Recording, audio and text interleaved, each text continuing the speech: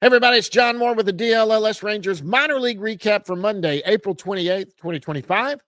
We're going to do something a little different, guys. We are going to recap. We haven't done one of these since Thursday, and then Friday, Jeff and I did down in the bus leagues. We also had on Maxton Martin. He's at low A, and we may talk about him later. We'll see where that goes on. Here's what we're going to do. We're going to kind of recap the weekend, tell you where each team sits in the standings for the month, kind of towards, where they're sitting now. And then we're going to look. I know it's not the end of the month. They technically don't end the month till a little bit later, till actually Wednesday is when they end the month. The 30th is the last day. But what we're going to do is we are going to talk about a player at each level, both offensively and pitching, and talk about who the best players are at each level for the month, or basically for the month, since they've only got a couple games left. We're going to go from Round Rock all the way down to low A, Hickory. We don't have ACL. The Arizona Complex League does not play yet. Neither does the Dominican Summer League yet.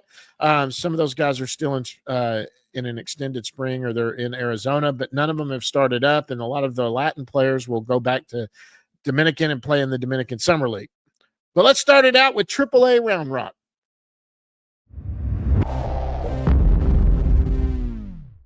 The Round Rock Express, they did not have a good weekend. They lost 3 games to the Las Vegas. They lost Friday, Saturday, and Sunday. They have a 3-game losing streak. They are 14-11. They are 14-11. They're in second place, 5 games back of Oklahoma City in the Pacific Coast League. They are going on the road tomorrow. They will be in Sugar Land, which is the AAA affiliate for the Houston Astros down there. But let's talk about a couple of players at that level who have really stood out to start the season. First, let's go offensively. And I think a lot of you, we could start with Cole right there. How about Cole Winn? We'll start out with Cole Winn, who's the pitcher of the month. Look, this is a guy to keep an eye on, guys. Cole Winn has pitched 17 2/3 innings. He's got 18 Ks, 5 base on balls. He's only walked 5 people, and a 0.00 ERA. He has still not been scored on. Now, he's been coming out of the bullpen, but I don't know, but they've been pitching him 2 or 3 innings every time. And you got to kind of wonder, are they still looking at him as possibly a starter? He has definitely changed things around since he went to the bullpen, coming out of the bullpen, but he's been more of a long guy. He hasn't really been a 1-inning guy, but he's got the stuff to maybe turn into a leverage guy late in the game. But Cole has been just fantastic. You really can't say enough about Cole Winn and what he's done there. I think he deserves right now a shot. Of course, the pitching staff is not the problem at the big league level right now. That's the problem. So can he really help? You just don't know. Now, tell us somebody who might help. The only problem is he's not on the 40-man, and that's the guy that's basically been the offensive star for this team, and that's Blaine Krim. Blaine Krim is hitting .318 for the season. He's got a .934 OPS. He's got 6 home runs in April. They basically started 3 days after the big league team. He's already got 6 home runs. He's got 21 RBIs. There's nothing else this guy needs to prove. He is a big league hitter waiting to happen, in my opinion. Now, it changes when you get to the big leagues. Obviously, you come in kind of hot, and they're going to throw at you because he's probably not going to be up there. But with the struggles at the big league level, this is a right-handed bat who could come up. Now, the problem is defensively, he's limited. He's a first baseman.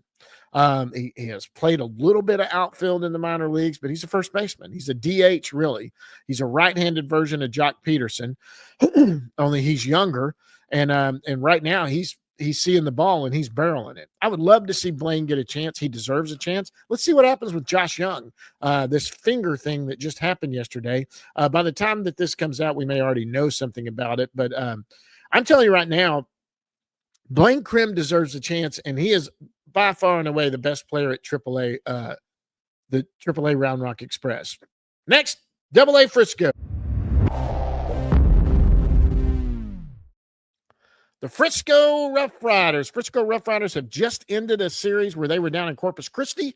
They are coming back home to host Wichita starting Tuesday night. They are 14-7 overall. They are in first place, up by 3 games in the Texas League South. And they have they've had one game. They're on a 1-game winning streak. They did win yesterday. Look, this team right here, Carlos Cardoza does a great job with them. If you're looking for a place to go this weekend, you got the Rangers in town tonight, but you've got Frisco in town tomorrow night. A lot of great players on that team, a lot of top prospects on that team that are just doing fantastic. But we're going to talk about a couple of guys who have really stood out.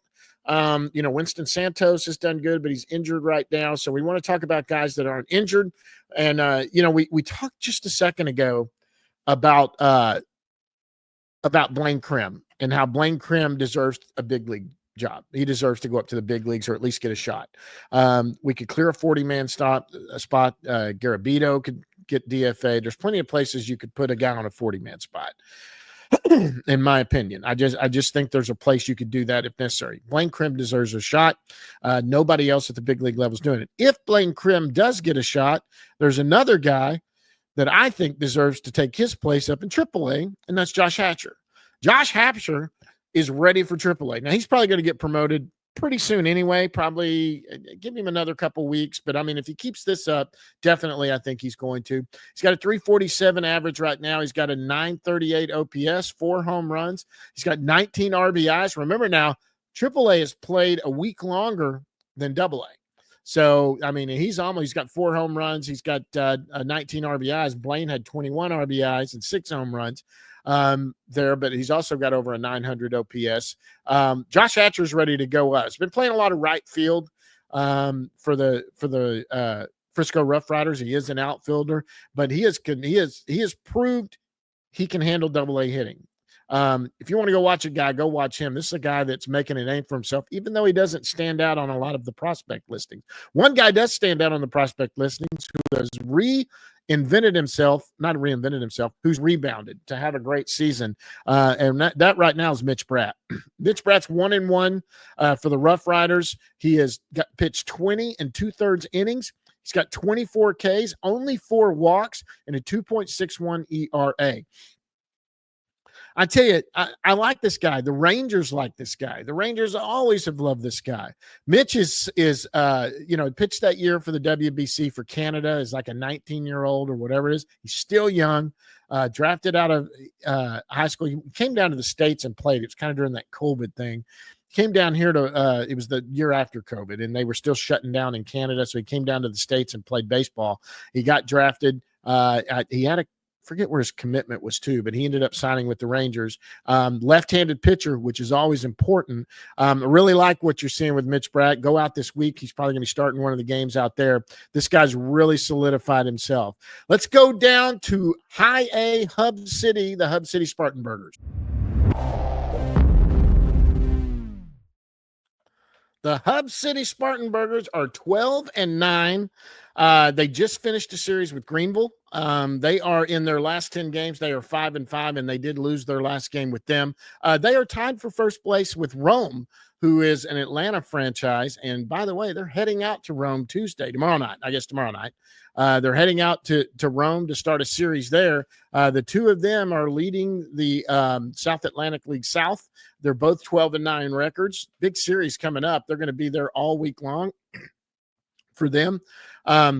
First year as a high A affiliate, Hub City has been associated with the Rangers. They got a brand new stadium, Fifth Third Park or whatever it's called. They've played the last 2 weeks there to open that up. Actually, they opened on the road and then played the last 2 weeks there, and now they're heading out. They've had 2 players stand out really for them, and let's bring the first one up.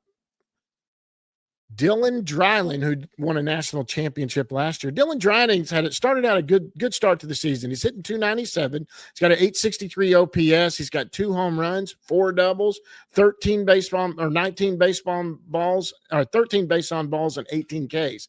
That's good. He is walking almost as much as he is striking out. That's the reason I brought those stats up. This guy knows how to win. This is, remember the old story of, this guy really helped Tennessee win a national championship last year, and the Rangers took him in the second round. But Jack Leiter dominated the SEC. He comes out of the SEC and he starts in AA. And when he got to AA, you talked about how hard it was in Double-A. He talked about a guy that he faced for Mississippi State or something, was the number 3 hitter, and their best hitter that he faced against Mississippi State was now the number 8 hitter for Corpus Christi. And that's how the difference was and how better the competition was. Well, Dylan Dreiling, unlike Jack Leiter, he started out at high A, where probably Jack Leiter should have, and he's holding his own. He's hitting 297. He's got, like you said, look at the stats right there. He's probably going to be promoted up, being a college guy. He'll be in Double-A at some point, especially if he keeps doing what he's doing now. Now on the mound, this may be the pitcher of all pitchers. Excuse me. This may be the pitcher of all pitchers throughout minor league baseball. I mean, there's some great names to talk about, but David Davalillo is literally the guy. I mean, he's 1-0 right now. He's pitched 16 and 1/3 innings pitched. He's got 26 Ks and a 1.80 ERA. Ross Finstermaker said this was the guy to watch. This was the guy that was going to surprise people, the guy no one was talking about that was going to step up and really open some eyes, and he's done it. David Davalillo has been as advertised, and this is a arm that is going to climb through the ranks right here. And this is a guy that'll come. Alejandro Rosario was who Finstermaker said last year. He jumped all the way into the top 100 of all prospects because of the season he had last year. I think David Davalillo could end up doing that also. Good for him, and if he keeps this up, hopefully we'll see him in Frisco here before the end of the year. Last but not least, let's go to the Hickory Crawdads. The Hickory Crawdads are 11-10 right now. They are 2 games back of Augusta and Columbia, who are tied for first in the Carolina League South. Actually, Hickory is heading out to Columbia tomorrow. They're going to be in Columbia for the week. Columbia's a couple of days ahead of them, so this will be a chance for them to move up. They lost their last game 19-1. Just this week, that not a good game going right there. But this is what you expect from that level. You're going to have games where nobody can, they give up a lot of runs, probably a lot of walks, to say the truth. I haven't gone in depth in the box score to see what happened there. But Hickory, we've seen some Hickory teams in the last couple of years that haven't even competed at all for any type of chance to play in a playoff or do anything like that. This Hickory team they're hanging up there. They're only a couple of games back, and they get on a little streak, and they've got some good players at Hickory right now. One of them was one that was on our show last Friday, and he is leading the team in every offensive category. And if he's not in leading that team, he doesn't lead in home runs. He's in third in home runs, but it's Maxton Martin. Maxton Martin, if you go back and listen to the show Jeff and I had Friday, good interview with him. He's hitting 304. He's got a 765 OPS right now. He does have a home run. He's got 6 doubles and 11 RBIs. This guy's leading in almost every category. He's got the most RBIs. He's got the most doubles. He's third in home runs. I think he's second in OPS. But he has a high school kid coming out of Washington when he was drafted, an Oregon commit, and he is just really he's tearing it up.